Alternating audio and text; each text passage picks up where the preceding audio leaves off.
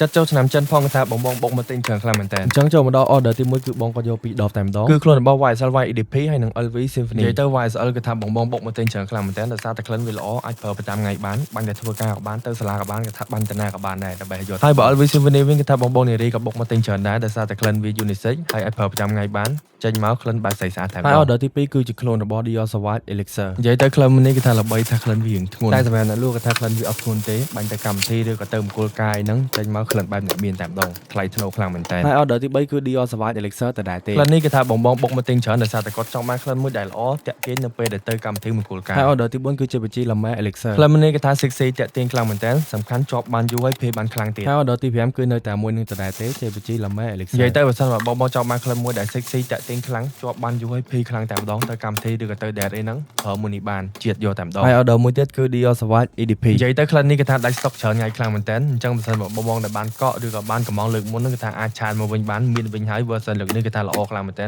ដូច original ខ្លាំងទៀតចុងក្រោយគឺថាអរគុណទៅដល់បងខ្លាំងមែនតើដែលបាន support